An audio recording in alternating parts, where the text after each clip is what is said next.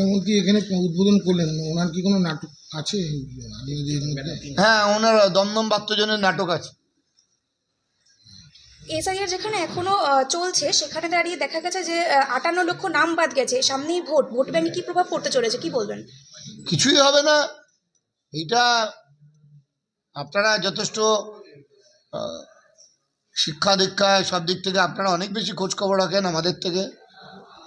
এটা আমাদের প্রত্যেকের আত্মসমীক্ষার প্রয়োজন। মানে কেন্দ্রীয় সরকারের যে দল, তারা বাঙালি সমাজ এবং বাংলা ভাষাকে মুছে দিতে চায়। তারা এইভাবে বাংলা দখল করতে চায়, যেভাবে একসময় সিরাজউদ্দৌলাকে হাঁটিয়ে লর্ড ক্লাইভ বাংলা দখল করেছিল। এই একইভাবে ভূমিকা একই, চরিত্রের নামগুলো পাল্টে যাচ্ছে।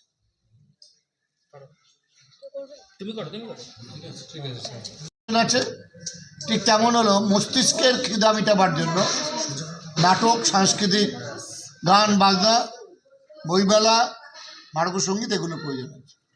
এসআইআর যেখানে 10টা দল, কদিন ধরে চলবে? 5 দিন ধরে চলবে।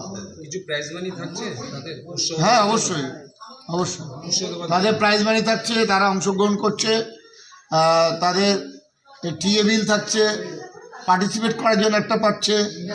আবার যখন কেউ ফার্স্ট, সেকেন্ড, থার্ড হবে, সেরা অভিনেতা হবে, সবেতেই থাকছে। মুক্তধারা রবীন্দ্রনাথের লেখা একটা নাটক, যেটা বিশ্বভারতীতে মুক্তধারা মানে শান্তিনিকেতনে রবীন্দ্রনাথ বোলপুরে পারফরমেন্সও করেছিলেন। তা এই মুক্তধারা মূল ব্যাপারটা ছিল বাঁধ নিয়ে, এবং যেখানে বাঁধ দেওয়া হয়েছিল, বাঁধ মানে জলের তোড় এসে ঢুকেছিল। তা আমরা এখানে মুক্তধারা মানে বলতে চাইছি যে মুক্ত চিন্তা, এবং সেটা থিয়েটারের মধ্য দিয়ে মুক্ত চিন্তার আগমন দমদমে আসুক।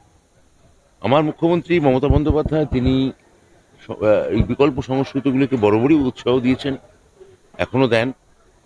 আপনারা জানেন যে বিভিন্ন লোকশিল্পীরা আমাদের সরকারের থেকে সরাসরি ভাতা পায়। লিটল ম্যাগাজিন মেলা সরকার আয়োজিত বাংলা একাডেমিতে নন্দন চত্বরে কিছুদিন আগে মুখ্যমন্ত্রী প্রত্যক্ষ প্রণোদনায় অনুষ্ঠিত হলো।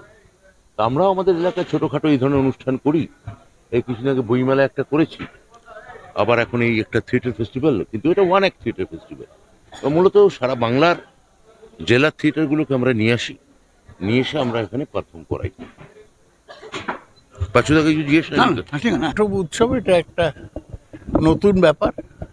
ব্রাত্য বসুর উৎসাহে এটা হচ্ছে, আমি এটাকে চূড়ান্ত প্রশংসা করছি।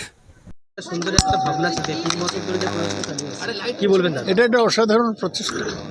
একাঙ্ক নাটক তো বেশি হয় না, বেশি লোক দেখে না। ব্রাত্য বসুর উৎসাহে সুরজিৎ এবং রীতা তারা এই উৎসব করছে। সংক্ষিপ্ত নাটক, 1 ঘন্টার মধ্যে মানুষ দেখুন এবং উপভোগ করুন।